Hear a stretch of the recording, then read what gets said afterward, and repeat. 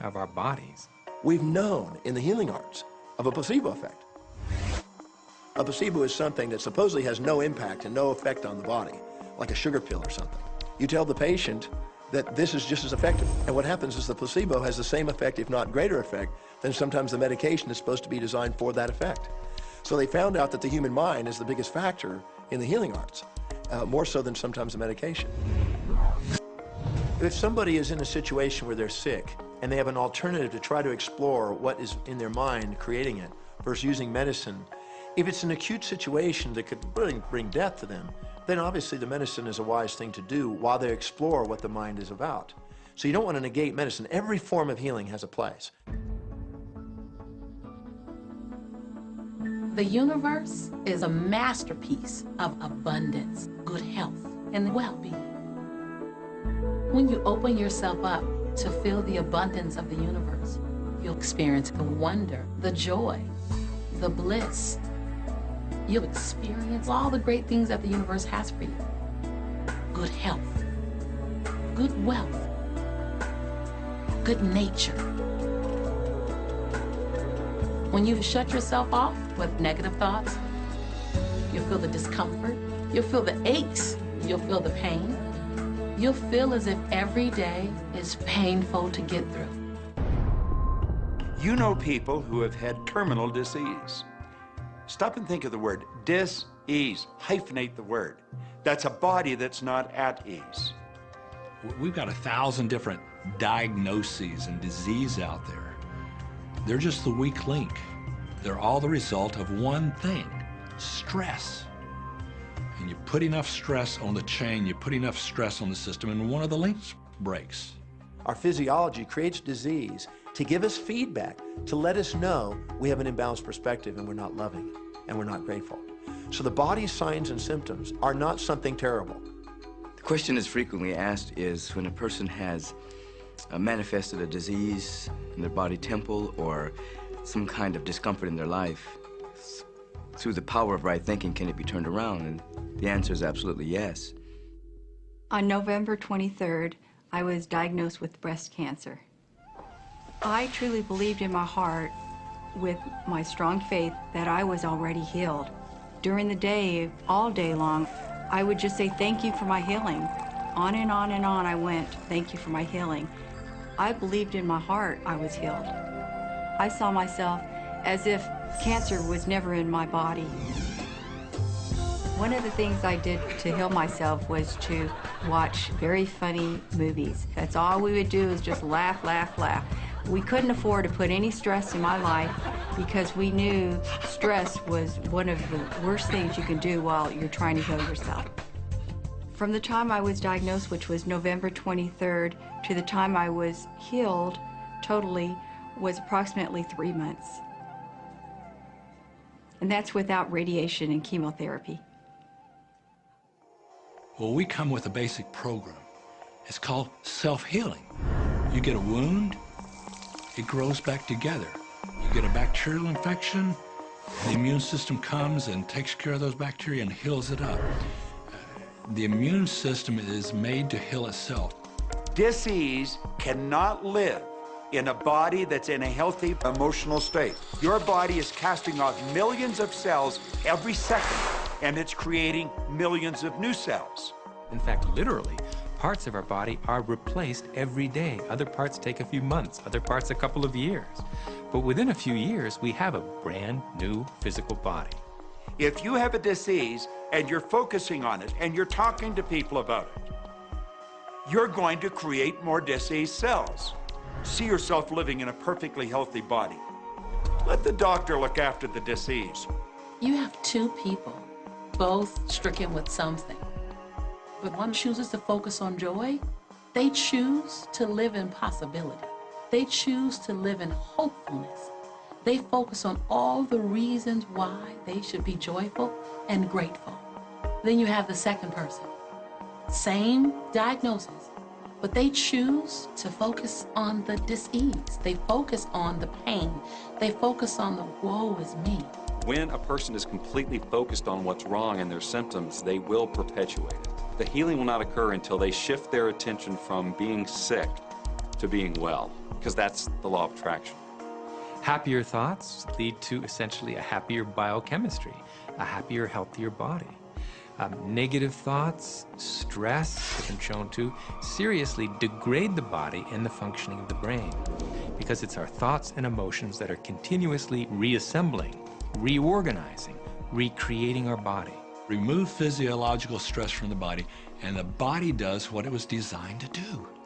It heals itself. I've seen kidneys regenerated. I've seen cancer dissolved. I've seen eyesight improve and come back. I always say that incurable means curable from within. You can change your life and you can heal yourself.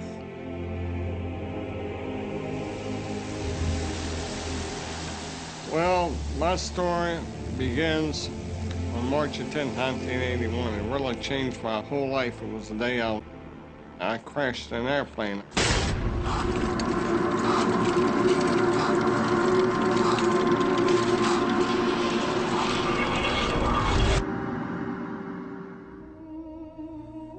I ended up in the hospital completely paralyzed. My spinal cord was crushed. I broke the first and second cervical vertebrae. My swallowing reflex was destroyed. I couldn't eat or drink. My diaphragm was destroyed. I couldn't breathe. All I could do was blink my eyes. The doctors, of course, said all my life I'd be a vegetable. All I'd do is blink my eyes the rest of my life. That's the picture they saw of me, but it didn't matter what they thought. The main thing was what I thought.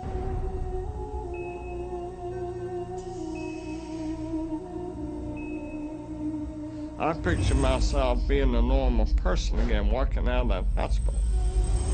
The only thing I had to work with in the hospital was my mind. As long as you have your mind, you can put things back together again.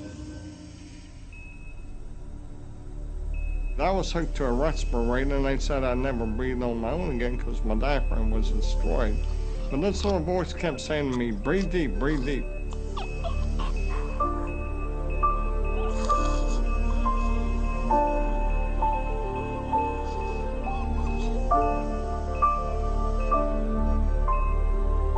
Finally, I was weaned from it. They were at a loss for an explanation. See, I could not afford to allow anything to come in my mind that would distract me from my goal and from my vision.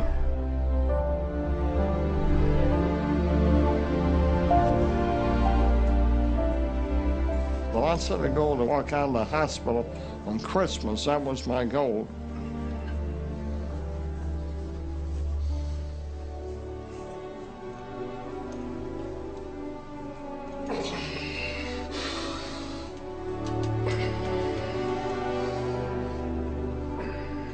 Months later, I walked out of the hospital on my own 2 feet. They said it couldn't be done. That's a day I will never forget. For people that are sitting out there right now watching this program that are hurting, if I wanted to sum up my life and sum up for people what they can do in life, I would sum it up this way in 6 words.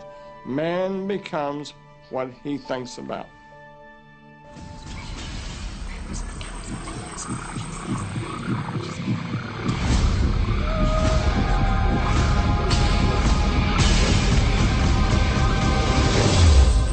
People have a tendency to look at the things that they want and say, yes, I like that.